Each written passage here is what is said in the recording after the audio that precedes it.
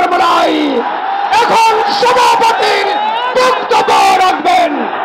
নারায়ে তাকবীর, নারায়ে তাকবীর।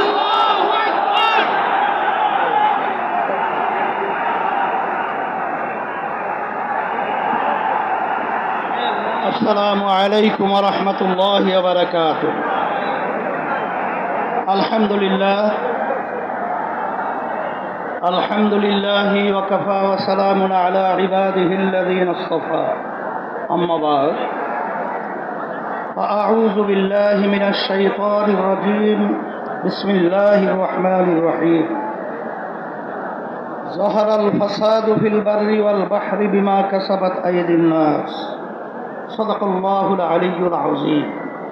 সবাই দুরূদ শরীফ পড়ি। আল্লাহুম্মা সাল্লি আলা সাইয়্যিদিনা ওয়া হাবিবিনা ওয়া মাওলানা মুহাম্মদ সাল্লাল্লাহু আলাইহি ওয়া আলা আলিহি ওয়া আসহাবিহি ওয়া বারাক ওয়া সাল্লাম। শুকরিয়া আদায় করতেছি মহান রব্বুল আলামিনের দরবারে। রব্বুল আলামিন এই দেশের জনগণের ক্লান্তি লগ্নে আমরা আজকে একত্রিত হতে পেরেছি, শুকরিয়াতান বলি আলহামদুলিল্লাহ। আমাদের আজকে সমাবেশের মূল লক্ষ্য উদ্দেশ্য সম্পর্কে আমরা ইতিমধ্যে বিভিন্ন পর্যায়ের দায়িত্বশীলদের থেকে গুরুত্বপূর্ণ আলোচনা শুনেছি। আল্লাহ কবুল করলে আরও শুনব। তবে আপনাদের কাছে পরিষ্কারভাবে আমরা আপনাদের মাধ্যমে বর্তমানে অন্তর্বর্তীকালীন সরকারকে আমরা জানাতে চাই যে আজকে আমরা রাজপথে একত্রিত হয়েছি কি দাবিগুলো আদায়ের জন্যে। বিশেষ করে জুলাই সনদের স্বীকৃতি সহ এই বাংলাদেশকে সুন্দর একটা দেশ তৈরি করার লক্ষ্যে যে জুলাই সনদ তৈরি হয়েছে, এই সনদের আইনি ভিত্তি জাতীয় নির্বাচনের আগেই এটা আমরা চাই এবং দিতে হবে। সমস্ত রাজনৈতিক দলগুলো এই আইনি ভিত্তির ব্যাপারে, গণভোটের ব্যাপারে তারা একমত পোষণ করেছে। কিন্তু আজকে বাংলাদেশের ভিতরে উল্লেখযোগ্য যারা কয়েকবার দেশ পরিচালনা করেছে তার ভিতরে একটা দল হলো বিএনপি। আজকে বিএনপি যে গণভোটের ব্যাপারে প্রস্তাব রেখেছে, যেদিন জাতীয় নির্বাচন সেদিন নাকি গণভোট। সম্মানিত আলোচকরা বলেছেন আপনারা জাতীয় নির্বাচন করবেন কোন আইনের ভিত্তিতে? সেই আইনের ভিত্তি হলো জুলাই সনদ যখন আইনি ভিত্তি পাবে তখন জাতীয় নির্বাচন আইনি ভিত্তি তৈরি হবে, অবৈধ নির্বাচন হবে।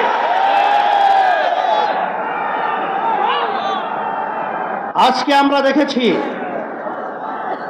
সেই পল্টন, সেই মোড়ের মধ্যে সেই 2024 জুলাই এবং আগস্ট, যখন জুলাইয়ের 17 তারিখ বাইতুল মুকাররমের উত্তর গেটে আমি তখন বলেছিলাম যে আজকে আমাদের সন্তানদেরকে যেভাবে পাখির মতো গুলি করে রাস্তার ভিতরে আজকে লুটিয়ে দেওয়া হচ্ছে, আমি বাংলাদেশের সর্বশ্রেণীর ছাত্র জনতা, আলেম ওলামা, হাফেজ সহ সবাইকে আহ্বান জানিয়েছিলাম যে এখন আমাদের ঘরে বসে থাকার সুযোগ নেই, ঘরে বসে থাকার সময় নেই। আমরা আজকে রাস্তায় আসবো, ফ্যাসিস্টকে উৎখাত করব, বাংলার জমিন থেকে টাকাদারের উপরে নিক্ষেপ করব। হয়েছে তার, বাংলাদেশ মুক্ত হয়েছে।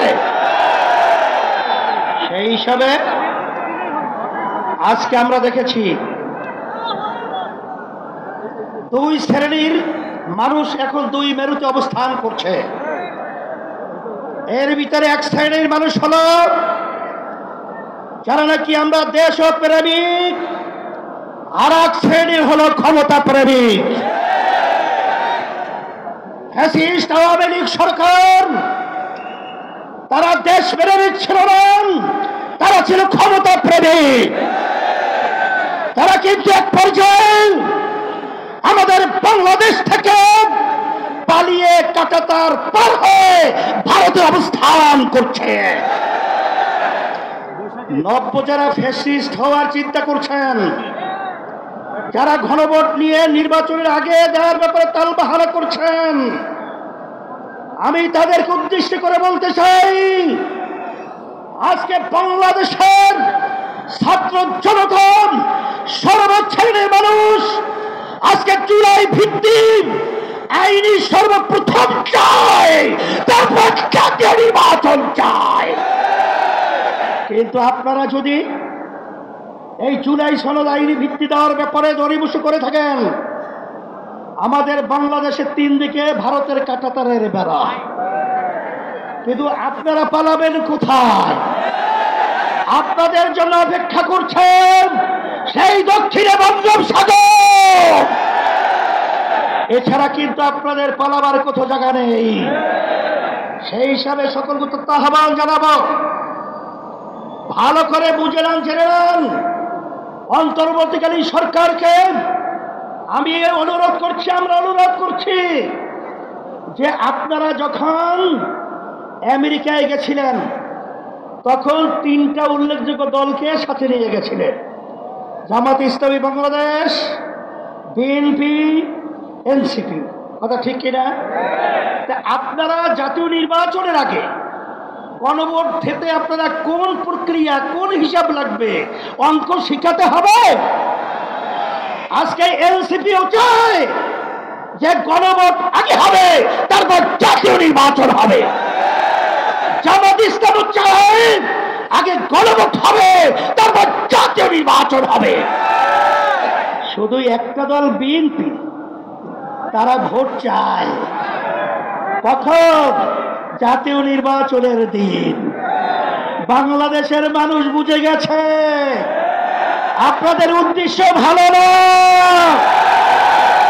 যদি আপনাদের উদ্দেশ্য ভালোই হয়ে থাকে, যেখানে আইনি ভিত্তির ব্যাপারে একমত আপনারা পোষণ করেছেন, সেখানে গণভোটে এত গরিমসি কেন? এটা জাতির কাছে পরিষ্কার হয়ে গেছে। আমরা অন্তর্বর্তী সরকারকে বলবো, আমরা শান্তিপ্রিয়, বারবার রাস্তায় রোদ্রে আমাদেরকে পোড়াচ্ছেন, আপনারা পুড়িয়েছেন, আর কত রাস্তায় নামতে হবে? এরপরে পরামর্শ ভিত্তি আমরা বাংলাদেশের সর্বস্তরের মানুষদের নিয়ে এমন কর্মসূচি ঘোষণা করব, আপনার গণভোট জাতীয় নির্বাচনের আগে দিতে বাধ্য হবেন, বাস্তব দাবি মানতে বাধ্য হবেন ইনশাআল্লাহ।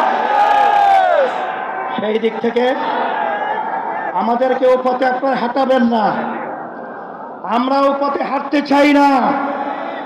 আজকে জাতীয় সমাবেশের মাধ্যমে আপনাদেরকে আমরা বারবার অনুরোধ করছি, এরপরে যদি আপনাদের শুভবুদ্ধতায় না হয়, তাহলে কিন্তু পরবর্তীতে আমরা কঠিন কর্মসূচি দিতে বাধ্য হব ইনশাআল্লাহ। আপনারা যে এসেছেন, আপনাদের সকলকে আমাদের পক্ষ থেকে আন্তরিক ধন্যবাদ, মোবারকবাদ, এবং সাথে সাংবাদিক বন্ধুদেরকে ধন্যবাদ মোবারকবাদ জানিয়ে, প্রশাসন ভাইদেরকে আন্তরিক ধন্যবাদ মোবারক জানিয়ে আজকে আমার এখানে আলোচনা শেষ করছি। আল্লাহুম্মা আমিন। রব্বানা আতিনা ফিদ দুনিয়া,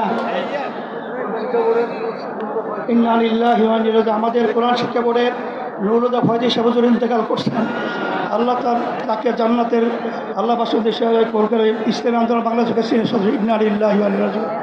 আল্লাহ আপনি তাকিয়ে দেখেন, আমরা আজকে রাজপথে চলে এসেছি ইসলামের কল্যাণের জন্য, দেশের মানুষের কল্যাণের জন্য এবং দেশের কল্যাণের জন্য। আপনি আমাদের ফরিয়াদকে আপনি কবুল করে নেন। আল্লাহ যারা ফ্যাসিস্ট চরিত্র রয়েছে যারা ক্ষমতা প্রেমিক রয়েছেন, যারা আমাদের দেশে টাকা বিদেশে পাচার করে, চাঁদাবাজি করে, টেন্ডারবাজি করে, আল্লাহ ওদেরকে আপনি সুবুদ্ধ দান করেন, নয় ধ্বংস করে দেন, ধ্বংস করে দেন, ধ্বংস করে দেন। সুবহান রাব্বিকা রব্বিল ইজ্জাতি আম্মা ইয়াসিফুন ওয়া সালামুন আলাল মুরসালিন। আল্লাহ ফয়সাল হুজুরকে কবুল করে ইস্তের বাগান বানায় দেন বিরহমাতিকা ইয়া রাহমান।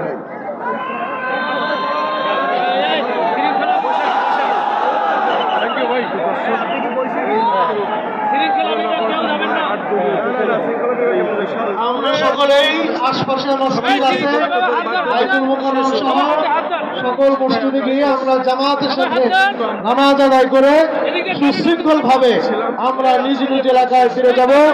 আগামী দিনের কর্মসূচির অপেক্ষায় থাকবো। আমাদের সামনে যে কর্মসূচি আসবে আমরা সেগুলো সর্বতোভাবে আমরা সুশৃঙ্খল ভাবে বাস্তবায়ন করব এবং আমাদের দাবি আদায় করে ছাড়বো। আপনারা শুনেছেন, আমাদের আমির বলেছেন, ইসলামী আন্দোলন বাংলাদেশের সাবেক মহাসচিব, বর্তমান প্রেসিডিয়াম সদস্য, বাংলাদেশ কোরআন শিক্ষা বোর্ডের সম্মানিত মহাসচিব আল্লামা নুরুল হুদা ফয়জি সাহেব হুজুর একটু আগে ইন্তেকাল করেছেন। ইন্না লিল্লাহি ওয়া ইন্না ইলাইহি রাজিউন। আমরা তো রুহের মাগফিরাতের জন্য দোয়া করব ইনশাআল্লাহ। এখানে আমরা দেখতে পাচ্ছি আশপাশে প্রায় কয়েক লক্ষ মানুষের সমাবেশ, একটা জনসমুদ্রে রূপান্তরিত হয়েছে, সেটাই আমি দেখানোর চেষ্টা করছি। ইউসুফ হোসেন নামে একজন ভাইয়ের এনআইডি